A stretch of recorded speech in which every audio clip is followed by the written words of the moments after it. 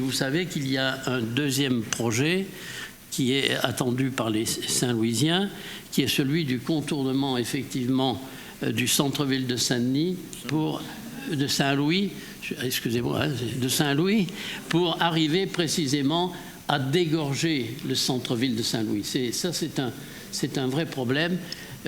C'est une étude qui est plus longue, plus onéreuse, qui notamment comporte pas mal de contraintes foncières, puisqu'on sera amené à faire des acquisitions foncières. Et vous savez que les acquisitions foncières, ça n'est jamais facile. Ça peut souvent déboucher sur des expropriations. Mais le dossier est en cours. Pour Madame Nabeneza, pour l'écocité, simplement un mot. Vous avez tout à fait raison de poser la question de la gouvernance. C'est quelque chose qui n'est pas définitivement réglé. Je voudrais simplement dire, parce que vous avez dit, on voudrait savoir combien ça va coûter à la région où on va aller, que la gouvernance n'est pas forcément liée à la participation financière de l'unique région. Que c'est une affaire qui est faite avec le TCO, qu'il y a donc la mairie de la Possession, la ville de Saint-Paul, la ville du Port.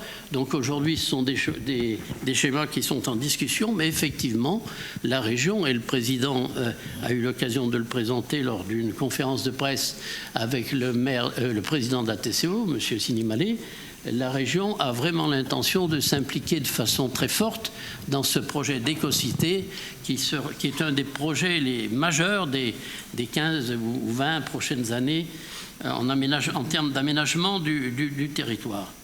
Pour M. Anda et les lycées, je laisserai tout à l'heure à mon collègue Grondin de vous parler particulièrement du lycée Antoine Broussin. Je voudrais par contre simplement vous rappeler que pour les lycées, un vaste programme de réaménagement des lycées a été engagé. Je ne sais pas si vous avez le temps de voir que je vous donne la liste des lycées qui ont déjà été mis en chantier: Bel Air, Sardagariga, Moreau, Patu de Rosemont, Amiral Bouvet, Belle-Pierre, Perrin, Ambroise-Vollard, Saint-Exupéry. Sans compter Roland-Garros aussi, qui est en travaux depuis pas mal de temps. Tout ça pour vous dire qu'un programme déjà engagé de l'ordre d'une cinquantaine de millions, c'est les lycées qui sont actuellement en cours de finition d'aménagement. À ce programme-là va être engagé en 2017, donc en 2016, pardon, un autre programme d'aménagement portant sur d'autres lycées et sur 29 lycées, sur 29 lycées. Et dès 2017, avec une programmation, un investissement programmé de 37 millions d'euros. Pour les lycées nouveaux, je parle là de construction. Il s'agit de construction de 3 lycées, ça a été évoqué à plusieurs reprises. Le lycée nord de Saint-Denis, qui a une orientation audiovisuelle et numérique, c'est une opération de plus de 40 millions d'euros. Le chantier est largement avancé, les terrassements, le gros œuvre sont largement avancés. La livraison, si tout se passe bien, devrait intervenir pour la rentrée 2017. La réception devrait avoir lieu en août 2017. 2 autres lycées sont programmés. Le lycée hôtelier tourisme avec une perspective de livraison en 2021. Le foncier est identifié à la mairie de la Petite-Île. La carte pédagogique sera soumise à notre commission permanente cette année dans le courant du mois de mai-juin prochain pour ensuite lancer les études. Enfin, le dernier lycée avec une perspective d'ouverture en 2022. C'est un lycée orienté vers les métiers de la mer. Celui-ci, la carte pédagogique est en cours de définition avec les professionnels du secteur. Voilà en gros pour les lycées, donc pour signaler l'importance de l'effort qui est fait en matière de restauration des bâtiments régionaux. Là, je ne parle que des lycées et je ne parle pas des autres bâtiments en chantier, comme les CRR, etc. Donc, voilà. J'arrive maintenant, je voudrais répondre maintenant à Madame Profit sur la route du littoral et sur les effectifs de la route du littoral et sur notamment sur le pourcentage d'emploi de Réunionnais sur ce chantier. Grosso modo, sur ce chantier, vous le savez, il y a deux grands groupements d'entreprises. il y a le groupement d'entreprises GTOI, SBTPC, Vinci Grands Travaux, qui ne s'occupe que des digues. Plusieurs digues, D1, D2, etc. Et puis de l'autre côté, le chantier Vinci Bouygues, qui lui s'occupe du grand viaduc de 5 km 400. À aujourd'hui, sur le chantier des digues, il y a en personnel propre à GTOI, enfin au groupement, pas à GTOI, parce que c'est GTOI, SBTPC et Vinci Grands Travaux, il y a 350 personnes sur le chantier, auxquelles il convient d'ajouter 350 personnes issues de ce qu'on appelle la location ou la sous-traitance, et qui concerne les transporteurs, qui concerne l'effectif des plongeurs, qui concerne pour la fabrication des aciers les ferrailleurs, puisque c'est sous-traité à une entreprise de Saint-Pierre, et qui concerne également, je vous le rappelle, la fabrication des acropodes qui sont fabriqués au port par la société SCPR. Donc pour le chantier viaduc, les chantiers digues, 700 personnes. Pour le chantier viaduc, actuellement, l'effectif sur ce chantier, basé essentiellement d'ailleurs sur la zone de l'arrière-port Est, il y a déjà 400 personnes qui travaillent. Alors que je pense que la majorité d'entre vous ne saviez même pas qu'il y avait des gens qui travaillaient déjà sur le viaduc, parce que la réflexion courante, c'est de dire, mais alors il est où ce viaduc? Il ne se passe rien. Il faut savoir qu'il y a déjà 400 personnes qui travaillent sur les usines de préfabrication du viaduc. À ces 400 personnes, lorsque le viaduc va vraiment démarrer, c'est-à-dire, normalement, la première pile doit être posée fin juin. Entre le 15 et le 30 juin, la grosse barge servant à la mettre en place devant arriver très prochainement, je crois dans une dizaine de jours. Il y aura à ce moment-là 800 personnes sur le chantier viaduc de 5 km 400, dont une proportion, je n'ose pas reprendre le terme d'expatrié de Madame Bello. Madame Bello, s'il vous plaît. Calmez-vous, Madame Bello. Dont 12%, sur les 800 personnes, il y aura 100 personnes qui viennent de l'extérieur pour l'encadrement, pour certains métiers très spécifiques, ce qui fait 12% de l'effectif. Voilà, si vous voulez, les chiffres tels qu'ils sont à aujourd'hui. Je veux rappeler, c'est mon collègue Grondin qui me le disait, que par exemple, quand le chantier viaduc sera en pleine marche, il y aura environ 50 marins réunionnais, formés pour ça, qui seront en mer au droit de la route du littoral. C'est un exemple. Voilà donc je crois, Monsieur le Président, Mesdames, Messieurs, que j'en ai fini. Oui, je pense avoir répondu à tout le monde. Voilà, merci. Merci beaucoup, Monsieur Dominique Follet. Et ne soyez plus taquin. Vous savez qu'il y a des mots qui perturbent, plus que d'autres. Alors, je vais mettre, s'il vous plaît, juste pour essayer d'avoir un peu d'organisation dans ce que nous faisons. Donc, j'ai des demandes de parole de Madame Aline Ouareau-Murin, de Madame Sylvie Morin-Poulet, de Monsieur Alain Guézelot, de Madame Coste, de Monsieur Louis-Bertrand Grondin. Est-ce qu'il y a du monsieur... Vous passez votre tour? Non, vous avez dit? Je n'ai pas compris. Ah, je n'avais pas compris. Ne vous sentez pas agressé comme ça.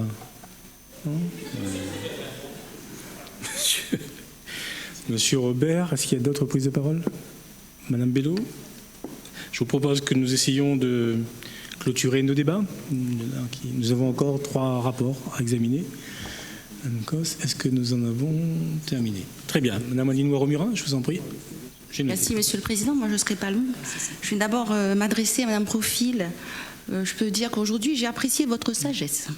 Oui, vous avez raison, notre culture, elle repose bien sur le travail de tous les ancêtres réunionnais, effectivement. Une culture arc-en-ciel, une culture métissée. Et je le redis aujourd'hui au sein de cette assemblée, nous souhaitons une culture forte structurante avec tous les acteurs culturels. Et pour le président et sa majorité, la culture reste un axe fort de cette mandature. En revanche, à la lecture du budget, moi je n'ai pas lu en tout cas les mêmes chiffres que vous nous avez annoncés. Je profite par ailleurs pour remercier le travail des services qui nous a rendu un dossier concis, bien rédigé et qui met bien en valeur les 4 axes de cette mandature concernant la culture. Je vais m'adresser maintenant à monsieur Thierry Robert. Mais moi aussi, m'a commencé par un petit causement créole. Oui, monsieur le député maire. La langue, la pointe le zoo, effectivement. Je me permets de m'adresser à vous, monsieur le député maire. Franchement, ces 7 piliers, ils ont été validés par les Réunionnais. Les urnes ont parlé. Soyez respectueux des Réunionnais et également des élus que nous sommes. Quand vous utilisez des mots que je n'oserais pas reprendre, gardez ces mots pour le Festival de l'humour. Et encore. Concernant le Festival Seychelles, cette collaboration avec le Carnaval de Seychelles, c'est une volonté politique du président Didier Robert. Seychelles, les Seychelles, qui est un pays, c'est la langue créole. Nous n'avons pas honte, nous, de coopérer avec un tel pays. C'est une opération qui place la Réunion dans l'océan Indien. Une opération culturelle, une opération économique. Cela relève aussi du protocole des bons échanges entre les États. Et la France dans l'océan Indien, et également les Seychelles qui est un État à part entier, et je le redis, dont le créole est la langue officielle. À un moment, et ça, vous le savez, vous siégez à l'Assemblée nationale, monsieur le député maire, où certains remettent en cause notre voisinage, restent sur un positionnement conservateur, Paris qui décide tout. Mais nous nous ouvrons notre île aussi sur la richesse de l'océan Indien. Petit rappel historique concernant ce festival créole Seychelles. Ce festival existe depuis 30 ans. La Réunion a toujours été un partenaire et a participé au festival en envoyant des artistes représenter notre île chaque année. Ce carnaval est lui aussi plus récent. Il a été organisé pour la première fois en 2010. La région y participe comme Maurice chaque année. Il s'agit d'une opération qui réunit plus d'une trentaine de pays et plus d'une centaine de journalistes. Monsieur le député maire, vous croyez que la Réunion ne peut pas participer à ce festival? Allons-nous considérer qu'elle n'a pas sa place aux côtés des autres délégations ou qu'elle soit moins brillante? Je terminerai. Nous avons obtenu le 2e prix international du carnaval derrière Naughty Hill. Vive la Réunion! Et nos artistes ont été de magnifiques ambassadeurs, fiers de notre île. Merci, monsieur le président. Merci, Madame Murin. Monsieur Alain Guesdelot, je vous en prie. Merci, président. Je répondrai aux questions de nos collègues de l'opposition sans entrer dans aucune polémique. Je suis effectivement fier, moi, d'être à cette place, parce qu'on ne va pas refaire les élections. J'ai entendu tout à l'heure, on était effectivement soit dans des bilans, soit dans des perspectives. Nous, on est aux affaires. Et on a été élu, effectivement, et j'apporterai quelques réponses à mon collègue Cadet, qui siège dans la même commission que moi, notamment sur l'abandon de projets conséquents qui, comme vous l'avez vu dans le rapport du Césaire, c'est bien noté que ce n'est pas la faute de la région, effectivement, que ces projets soient abandonnés, puisque on aurait été heureux que Takamaka 3 voit le jour. Lorsque vous annoncez, M. Cadet, qu'il y a un opérateur, pour ne pas le citer, EDF, qui a effectivement pignon sur rue à La Réunion, on est un territoire, on est une ZANADI, donc un territoire, une zone non interconnectée avec un opérateur unique qui est EDF, avec qui la région Réunion, effectivement, travaille, notamment, sur la maîtrise de la demande en énergie, puisque c'est inscrit dans le rapport, on accompagne 2000 foyers réunionnais dans le cadre du service local d'intervention pour la maîtrise de l'énergie, avec la distribution de kits fournis par EDF, avec un financement à parité EDF Région, qui permet d'économiser 10 à 15% d'électricité sur la facture d'électricité. Donc c'est quand même un travail conséquent, puisque sur la mandature, ça va être quasiment 10 000 foyers réunionnais qui vont être accompagnés. On met en œuvre également le dispositif éco-solidaire avec cette année un financement FEDER qui nous permet d'accompagner et de doter 1500 foyers en situation de précarité énergétique d'un chauffe-eau solaire avec une diminution de 30 à 40% de ses factures d'électricité. C'est peut-être une goutte d'eau, mais on le fait parce que notre action, c'est agir pour tous les Réunionnais et c'est aussi intervenir avec celles et ceux qui souffrent et pour celles et ceux qui souffrent, notamment qui sont en précarité énergétique. C'est peut-être pas notre cœur de métier, mais on le fait parce que c'est inscrit et on a cette volonté d'accompagner ce public. M. Cadet faisait référence à une centrale qui va être construite dans le sud, 60 MW, fuel low. Vous savez, M. Cadet, c'est pas tout à fait ça, puisqu'il y aura du biométhanol. Et j'ai rencontré hier, moi, effectivement, le porteur de projet, et on va sûrement aboutir rapidement à une convention sur la partie biomasse en identifiant effectivement les besoins qu'on a, les métiers qui pourraient être créés et faire en sorte que cette TAC fonctionne à terme et produisent essentiellement des énergies renouvelables avec des déchets, avec un certain nombre de déchets verts notamment. C'est référence tout à l'heure au projet exemplaire de Bois d'Olive. Mais je me rends compte que votre collègue qui siège au conseil municipal à Saint-Pierre, lorsque la mairie de Saint-Pierre, la commune qui est actionnaire, a confié à l'SPL l'animation de ce PIA, a voté contre. Donc oui, mais je vous répondrai tout à l'heure, Madame Gobalou, il n'y a pas de souci. Vous faisiez référence aussi, M. Cadet, tout à l'heure, au fait qu'on est bloqué avec ces 30%.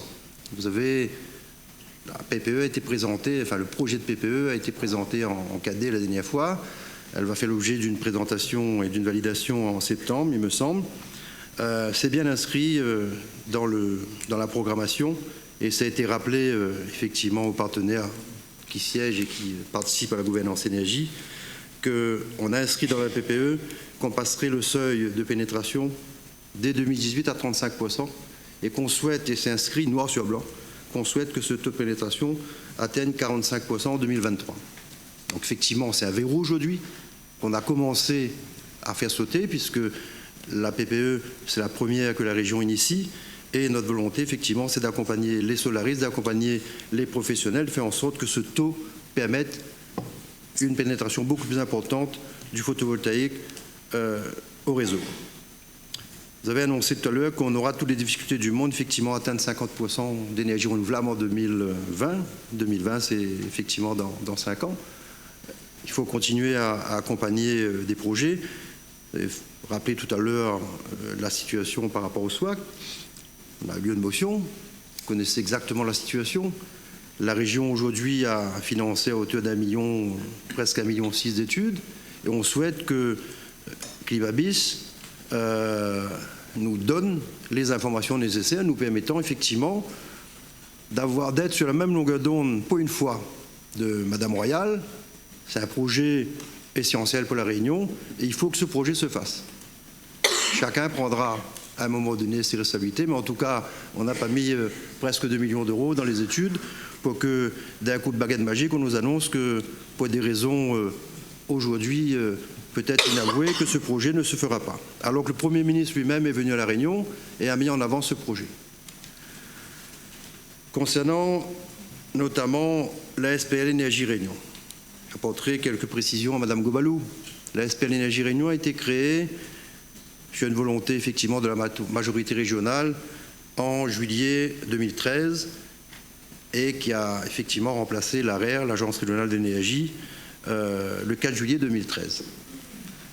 Lorsque la décision politique a été prise le 18 janvier par le président de région, effectivement, d'aller vers une transformation de l'Agence régionale de l'énergie en SPL, l'association à l'époque comptait 67 salariés et 40 membres adhérents qui payaient une cotisation de l'ordre de 40 000 euros par an et qui nous fournissaient, entre guillemets, des prestations équivalentes et une quinzaine de membres qui payaient une adhésion de 5 500 euros. Lorsqu'on a fait le choix politique, effectivement, de créer cette structure, on a pris la décision de ne plus et de ne pas collecter, effectivement, ces adhésions puisqu'on savait qu'on allait changer. Mais il a fallu quand même accompagner les 67 agents qui étaient là et faire en sorte qu'ils trouvent toute leur place dans la nouvelle société. Donc ça a été fait, effectivement, fin d'année 2013. lorsque on a fait les comptes, on était déficitaire puisqu'on a fait à peu près pour 546 000 euros de chiffre d'affaires, alors qu'on aurait eu besoin quasiment de 2 millions puisque la région avait accompagné, avait gardé son niveau de financement. En 2014, on a eu aussi quelques difficultés. Faut-il vous rappeler qu'on était dans des périodes charnières, élections municipales, dans la foulée élections départementales et régionales.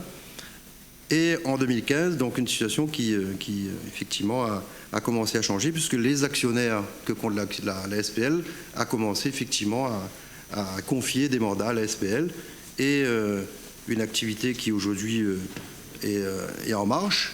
Des actionnaires qui nous confient des mandats non pas parce qu'ils veulent soutenir Guézello et les agents de la SPL, parce qu'ils estiment que cet outil, comme l'a précisé le président lorsque on l'a créé, était un outil essentiel.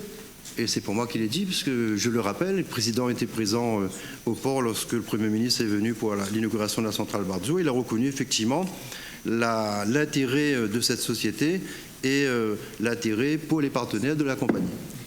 Donc aujourd'hui, on est en phase, effectivement, on a 43 agents, on a des mandats avec quasiment l'ensemble de nos actionnaires et on va accueillir très prochainement des actionnaires qui, aujourd'hui, estiment qu'ils ont la capacité de nous fournir des mandats, mais qu'ils ont sûrement besoin de notre expertise et de notre ingénierie. Donc je vais vous apporter quelques éléments, notamment sur les différents métiers qu'il y a chez nous, sur ce que nous faisons, notamment dans la maîtrise de l'énergie, depuis la création de la SPL Énergie Réunion. Donc sur la MDE, avec des activités dans le domaine de la rénovation énergétique des bâtiments, donc l'amélioration des performances énergétiques de 14 sites pilotes, la faisabilité photovoltaïque sur les lycées, en AMO pour les collectivités, la région Réunion notamment, elle est installée, et l'efficacité énergétique, notamment l'eau chaude solaire, l'éclairage public. Donc on a effectivement accompagné ces projets avec quelques chiffres clés. Donc c'est plus de 20 000 m² de bâtiments audités pour un potentiel de 10% de réduction de consommation, des 14 sites pilotes identifiés, soit près de 800 MW d'économie annuelle, et on a déjà obtenu 23,5 MW d'économie annuelle sur les bâtiments déjà en cours de travaux. Plus de 100 000 m² audités donc sur les 18 lycées, sur 18 lycées et 11, quasiment 12 sans salles, pour un état des lieux thermiques du bâti pour le compte du conseil régional. C'est 4 000 € par an d'économie sur la gestion de sa consommation, donc concernant une commune ou la collectivité, avec des tableaux de bord énergie. Sur les énergies renouvelables, donc quelques chiffres clés aussi, même peut-être un peu long, mais il faut vous donner aussi des éléments. Donc c'est près de 400 kW de solaire, de photovoltaïque installés chez les particuliers avec l'aide du chèque régional photovoltaïque. Donc la remise en service des centrales solaires PV de la région, donc 300 kW crête installées, près de 60 000 € annuels pour la collectivité en termes d'entrée. Une unité de méthanisation 30 kW et une autre 30 kW en voie de réalisation sur les lycées agricoles de Saint-Joseph et le CFA de Saint-Leu. La réalisation du suivi du schéma directeur biomasse méthanisation bois énergie qui fera l'objet prochainement d'une convention avec un partenaire de la place. La remise aux normes et l'exploitation de la centrale hydraulique de Bradeliane qui ne fonctionnait plus depuis un moment et qui apporte à la collectivité, qui a apporté suite à cette remise en œuvre 125 000 € de recettes à la collectivité régionale. Et la réalisation d'un schéma régional éolien dans le cadre du SRCAE. Sur notre activité solaire, donc, on accompagne un certain nombre de foyers et c'est aussi un niveau d'intervention conséquent avec quelques chiffres. Donc 3 bilans annuels sur les énergies de la Réunion, donc le BER, avec une base de données en ligne pour les partenaires, plus de 50 réunions du comité de gouvernance, parce qu'on anime la gouvernance énergie, des études sectorielles pour approfondir le BER, des études d'opportunité pour la création d'un observatoire des gaz à effet de serre et des autres polluants atmosphériques, et un séminaire énergie océan Indien avec une réussite indéniable. Sur le réseau énergie solidaire, c'est plus de 12 000 personnes sensibilisées sur la thématique des énergies par nos conseillers, par nos ambassadeurs en 2015, et c'est plus de 32 000 réunionnais sur la période de 2013-2015. 800 dossiers éco-solidaires, donc chauffe-eau solaire, 546 installés en 2015, soit 820 MW évités par an, plus de 2300 diagnostics SLIM dans les familles réunionnaises, soit l'équivalent d'une économie globale de 953 MWh.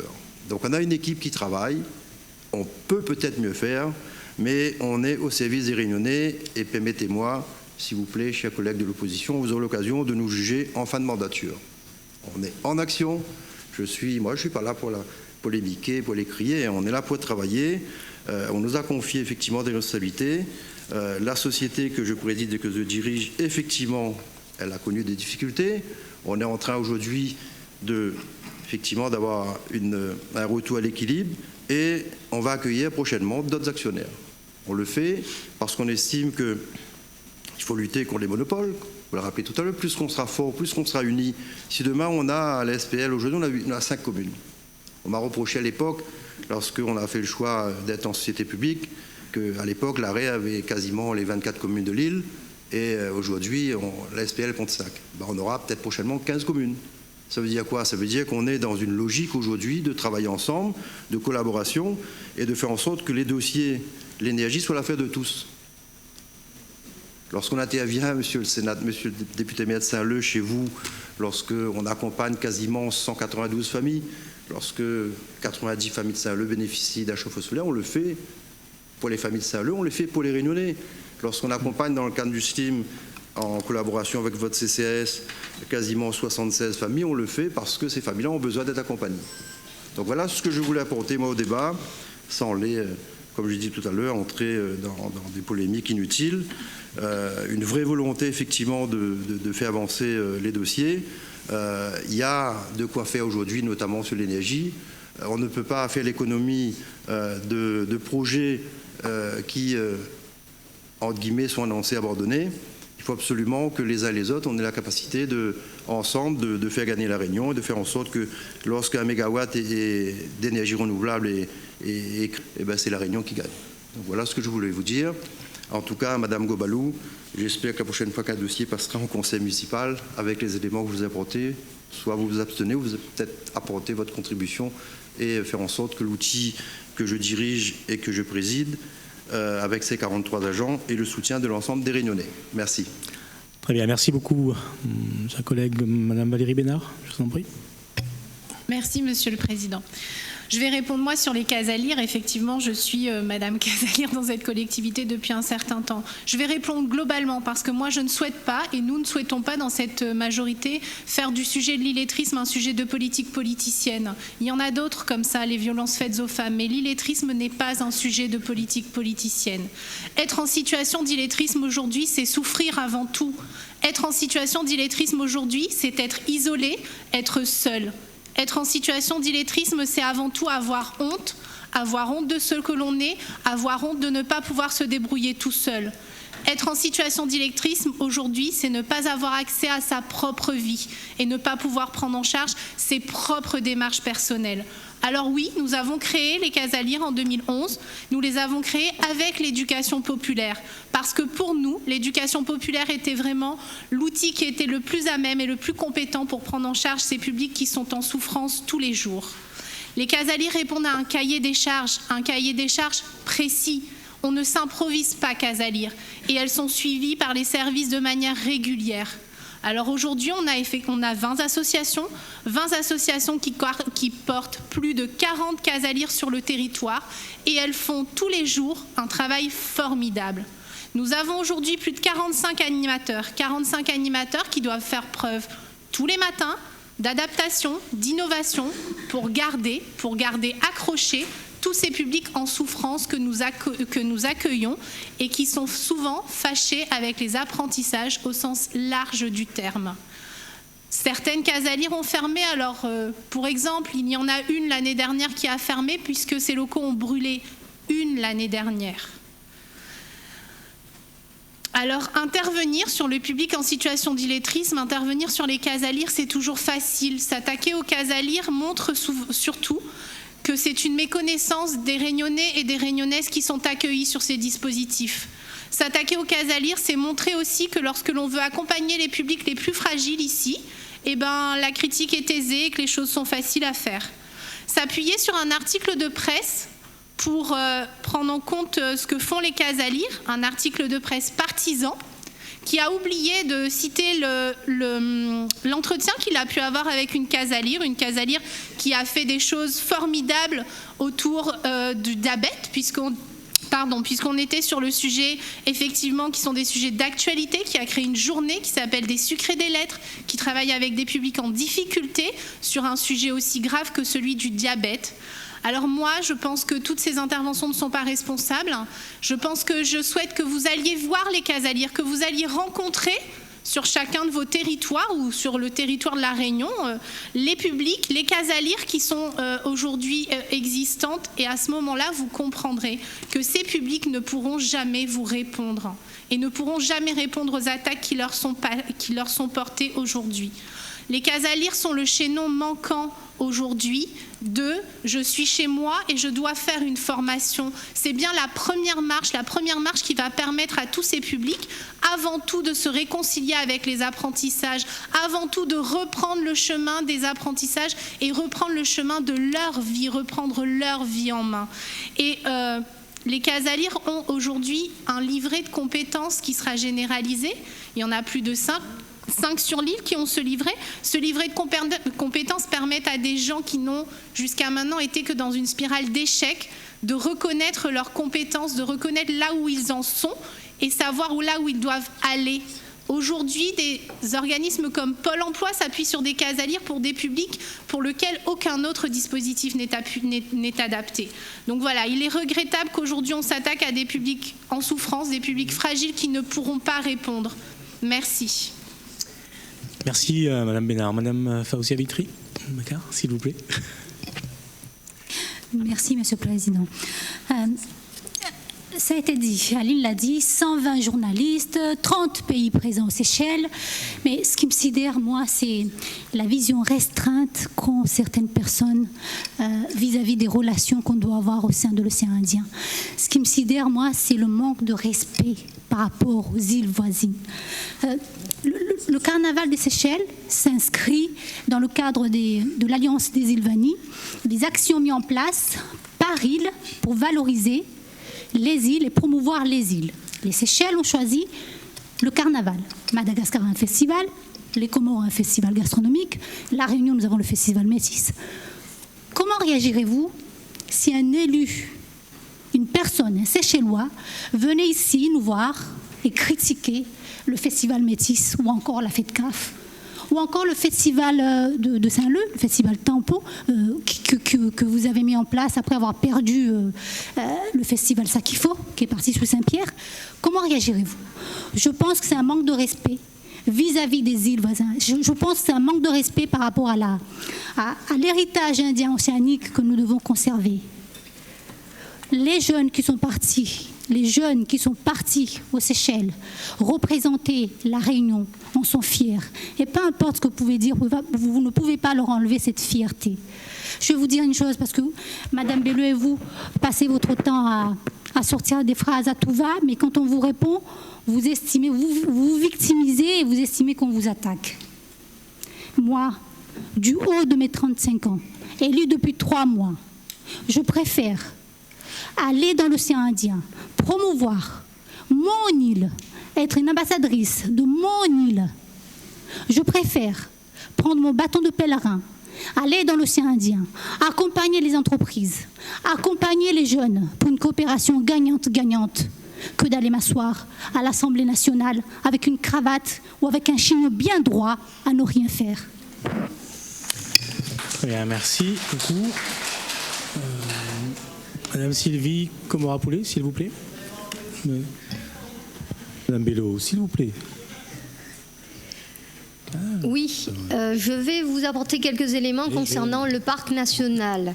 Alors, il est vrai que la région a engagé une réflexion une réflexion qui s'imposait, puisque on a tous conscience que le parc a d'abord une mission et c'est sa mission première qui est de préserver des espaces naturels qui sont extrêmement remarquables et fragiles. Mais il est vrai que depuis sa création par le décret pris en Conseil d'État le 5 mars 2007, il y a un certain nombre de critiques qu'il faut entendre. On ne peut pas être sourd aux critiques qui sont faites au parc pour la simple et bonne raison que aujourd'hui, cette mission première, elle est certes tout à fait réalisée et pleinement remplie, mais il y a une deuxième mission qui était surtout celle de la valorisation et le développement de ces espaces. Malheureusement, cette mission-là, elle n'a pas été remplie ou elle n'est pas remplie de manière tout à fait acceptable. Donc c'est la raison pour laquelle la région a engagé une réflexion. Cette réflexion, elle intervient bien évidemment dans le cadre d'une évaluation des politiques publiques. Cette réflexion, elle est faite en partenariat avec le parc national, avec les associations de défense des intérêts de l'environnement, avec aussi d'autres partenaires sociaux. Mais aujourd'hui, cette réflexion, elle doit se faire. Et elle se fait notamment, la région ne veut pas, nous ne voulons pas que cette réflexion se fasse par nos services, parce qu'il est évident qu'on pourrait venir nous critiquer, faire état de ce qu'on va faire les choses avec un peu moins d'objectivité. C'est la raison pour laquelle le diagnostic qui sera fait, il va être fait par un bureau d'études. Aujourd'hui, nous pouvons dire très précisément que le cahier des charges est en cours de rédaction, d'une part, que courant du mois de juin, le bureau d'études sera désigné, et que nous espérons avoir ce diagnostic pour le mois de décembre. Et il est vrai que en 2017, le parc aura 10 ans. Nous allons fêter les 10 ans du parc, et il est vrai aussi que ce sera aussi l'occasion de faire un petit peu le bilan de cette institution, parce que comme tout système, un système peut être perfectionné, et aujourd'hui, à mon sens, lorsqu'on écoute les critiques qui sont faites au parc, nous devons aussi bien préserver cet espace remarquable, notre espace naturel, mais également travailler pour que nous puissions le valoriser, le développer, pour ce qui est du développement économique, mais également un développement touristique. Donc voilà les quelques éléments que je voulais vous apporter. Nous espérons d'ici décembre 2016 peut-être revenir devant vous avec ce diagnostic et enfin pouvoir discuter concernant l'évolution du statut du parc. Très bien, merci beaucoup, chers collègues. Madame Mullen-Coste, s'il vous plaît.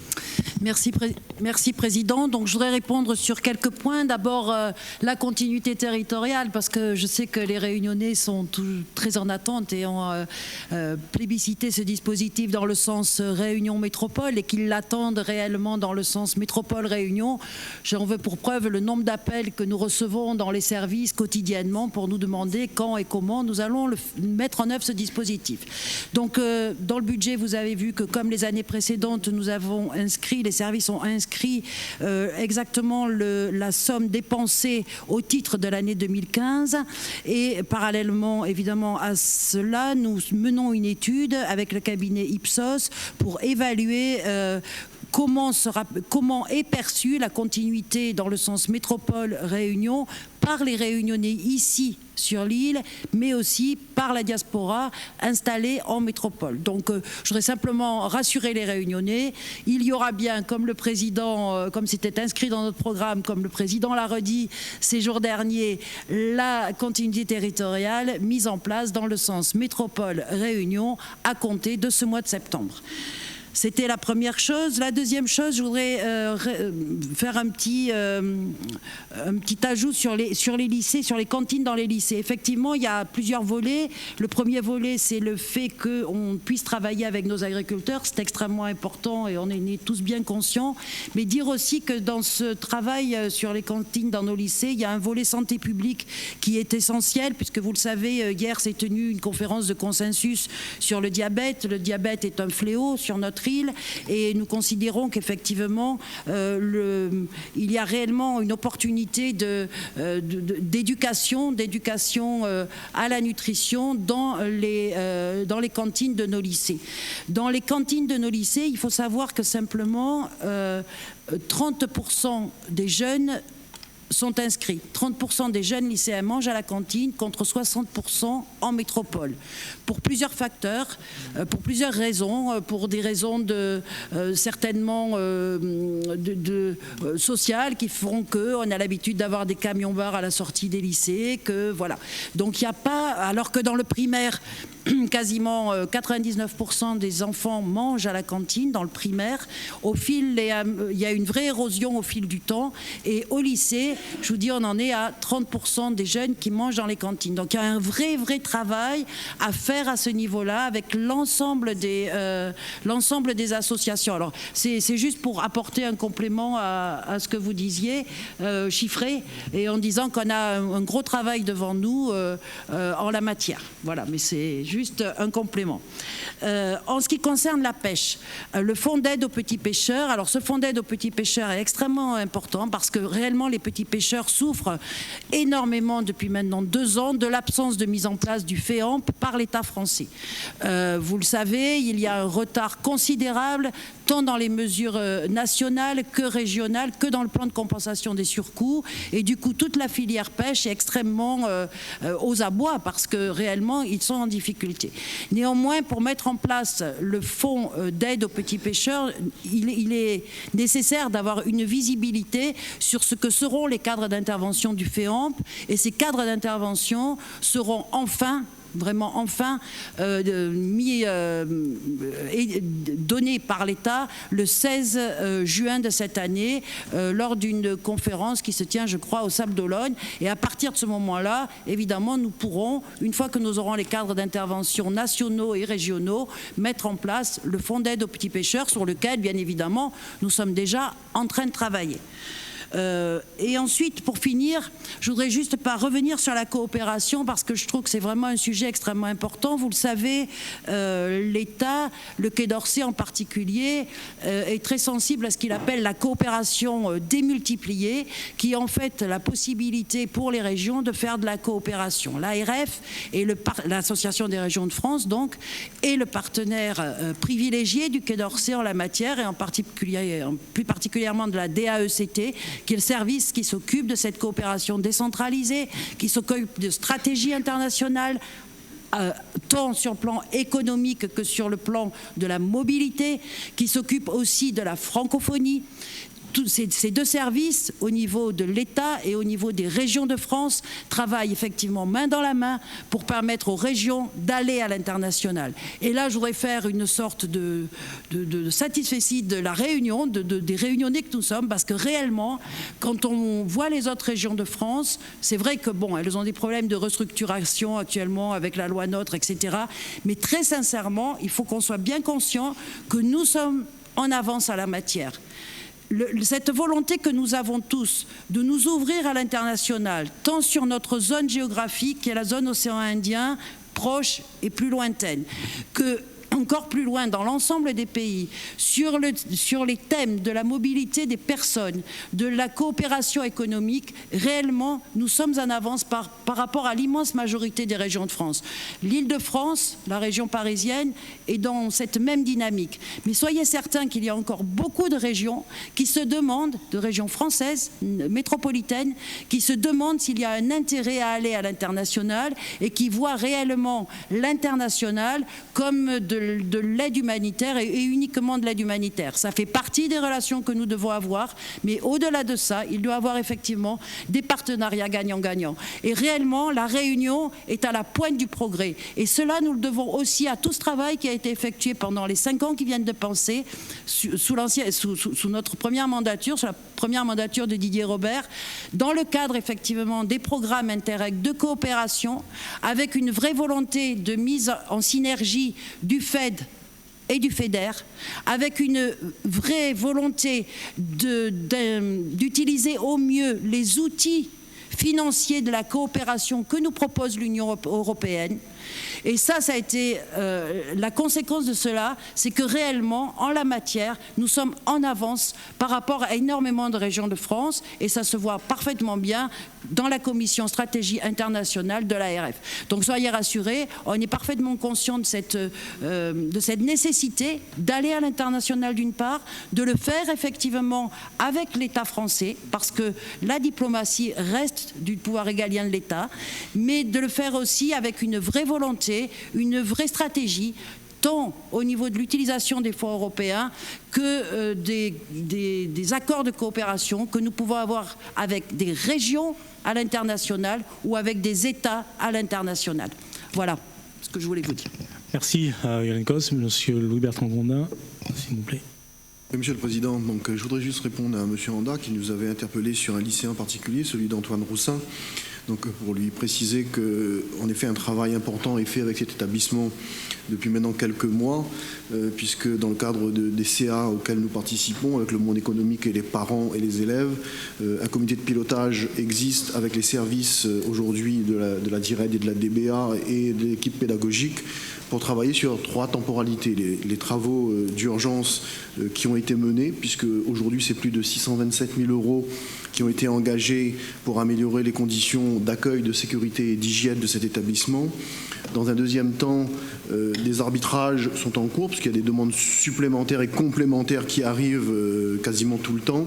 Donc une réunion est programmée encore le 17 mai pour arbitrer de façon prioritaire les actions que nous pourrions porter pour améliorer les conditions d'accès à ce lycée. Et le troisième volet, c'est le volet de réhabilitation, puisqu'une enveloppe globale de 5,5 millions d'euros est engagée pour une réhabilitation globale sur cet établissement. Et ce sont des travaux qui vont démarrer incessamment sous peu, donc pour mettre ce lycée qui est parmi un des vieux lycées, mais beaucoup de lycées aujourd'hui à La Réunion sont très anciens et très vieux et méritent d'être accompagnés comme le lycée Antoine Roussin. Sur le volet SPL, je voudrais juste apporter quelques éléments d'éclairage pour vous dire que sur le volet SPL formation AFPAR, donc, qui est de réaliser dans le cadre de la mise en œuvre des politiques publiques de ses actionnaires, la formation professionnelle et le conseil pour favoriser l'accès et le maintien et la mise en œuvre des parcours qualifiants de remobilisation, de remise à niveau des Réunionnais, avec des financements régionaux et des fonds européens. C'est ce qui a d'ailleurs obligé la structure à changer de statut, puisqu'ils étaient associations, et c'est les conditions d'évolution des clauses européennes qui nous ont obligés de passer sur la bascule SPL en 2015. Avec des contrôles qui seront draconiens, puisque les fonds sociaux européens nécessitent des contrôles, et des taux de réussite aujourd'hui qui s'imposent à la structure SPL Formation pour être financés dans le cadre des fonds européens 2014-2020. Je voudrais rappeler quelques chiffres. Sur les 5 dernières années, c'est 10 556 personnes qui ont été accompagnées par la formation AFPAR. C'est à peu près 2100 personnes par an. Donc avec des taux de réussite à 80% au titre professionnel, qui sont reconnus par les branches professionnelles de tous les secteurs avec lesquels nous travaillons, avec des taux de placement de 48% au bout de 6 mois, et de 56% de sorties positives qui intègrent naturellement donc la continuité de parcours sur des formations suivantes pour pouvoir intégrer cette volumétrie. Donc naturellement, nous avons été capables de répondre dans la structure SPL aux besoins aussi du territoire, puisque nous avons formé aussi pour les grands chantiers, pour mon collègue, donc plus de 214 personnes pour la nouvelle route du littoral et 31 conducteurs urbains et interurbains pour les projets portés par Madame Coipel sur le Transeco Express. L'AFPAR est aussi aujourd'hui CFA, donc Centre de formation par apprentissage, donc répond à une problématique donc, de la jeunesse réunionnaise, donc avec des contrats de travail et une partie formation en apprentissage. À l'AFPAR, c'est 207 apprentis aujourd'hui qui ont été accompagnés depuis 4 ans par l'AFPAR. Sur les moyens financiers, ce sont pas moins de 16 millions d'euros qui ont été engagés en 2015 sur la collectivité, qui compte aujourd'hui 207 salariés. Donc 61% affectés à la production, 16% affectés à la relation client-stagiaire, puisque nous avons aussi un rôle d'orientation et de conseil, et 22% affectés au service support, et 90% du personnel est en CDI, et donc avec des contrats sécurisés sur l'AFPAR. Merci. Très bien, merci beaucoup, chers collègues. Je pense que vous avez tous pu vous exprimer avec beaucoup de contenu. Je termine en vous demandant d'être le plus concis possible dans vos interventions. Monsieur Robert, Madame Bello, Madame... alors je veux bien à nouveau vous donner la parole, mais nous n'allons pas recommencer le film. S'il vous plaît. Nous n'allons pas recommencer la séance. Vous prenez le propos de Madame Bello. Je vous demanderai, s'il vous plaît, par respect encore une fois, et par courtoisie, de bien vouloir aller à l'essentiel. Monsieur Robert. Merci, Monsieur le Président. J'ai vu que quasiment toutes les interventions qui ont été faites tout à l'heure, mon nom a été cité. Parce que ce que j'ai dit depuis le début de séance a dû toucher peut-être dans le vif certains, ou en tout cas certains se sont sentis concernés, peut-être vexés, mais en tout cas, je pense qu'il y a quelques réponses à apporter. Je ne vais peut-être pas aborder dans le même ordre, mais je commencerai peut-être par Madame Coppel-Soré concernant la SPL Maraina. Vous dites nous avoir sollicité, mais je peux aussi vous dire que à chaque sollicitation que nous avons pu faire, déjà depuis l'époque de M. Gilbert Rivière, qui était en lien et en contact avec la mairie de Saint-Leu, entre autres le président le sait aussi, parce qu'il y a des moments donnés, il y a eu des volontés de mener des discussions sur des projets. Il y a même eu des rendez-vous à Saint-Paul là-bas. À chaque fois, il y a eu une fin de non-recevoir. Vous voulez que je vienne à la SPL Maraina pour m'asseoir sur un fauteuil, pour user mon fond de derrière sur le fauteuil et puis attendre que les choses se passent? Vous savez, j'ai des choses peut-être beaucoup plus importantes à faire que de faire de la figuration dans des endroits où nous ne sommes pas pris en considération. À tel point que, lors du dernier conseil municipal à Saint-Leu, les élus ont émis l'idée de quitter la SPL Maraina tellement qu'on n'était pas du tout pris en compte. Parce qu'à partir du moment où on ne fait pas partie de la majorité, et surtout comme moi, l'habitude de dire ce que je pense, et surtout pointer du doigt lorsqu'il y a un dysfonctionnement, donc on est complètement zappé et oublié. Et ça, vous le savez. Et c'est complètement différent, par exemple, à la SPL Avenir du Conseil Général. Nous sommes aussi dans la SPL Avenir au Conseil Général, et nous avons eu des dossiers qui ont pu être suivis par la SPL Avenir parce qu'il n'y a pas eu une volonté de gérer de façon politicienne les dossiers. Mais vous parlez aussi tout à l'heure, Madame Coppel, de transparence. Moi aussi, et comme vous, comme l'ensemble des élus et comme l'ensemble des Réunionnais, nous aimons bien la transparence dont vous parliez. Eh bien, dites-nous un peu, combien vous touchez en tant que PDG de la SPL? On aimerait bien savoir. Je pense que ça, c'est quelque chose qui concerne tous les Réunionnais, l'argent public dépensé au sein d'une SPL. Eh bien, répondez à cette question si vous pouvez et donnez-nous les chiffres précis. Je crois que l'ensemble des Réunionnais veulent savoir. Et enfin, lorsque vous dites que Marina n'est pas déficitaire, alors à moins de ne pas savoir lire, à moins de ne pas savoir lire les documents qu'on reçoit, aujourd'hui, SPL Marina, SPL Énergie de M. Guézello, ce sont des SPL qui sont déficitaires. Arrêtez de tourner autour du pot, reconnaissez les réalités. Et juste pour rebondir par rapport à M. Guézello, vous dites que les Saint-Leusiens ont bénéficié de 162. Mais c'est bien, je pense qu'il faudra faire encore mieux, mais les choses évoluent. Donc ça, c'est très bien, il n'y a pas de problème. Mais par contre, vous dites... mais c'est normal, déficit.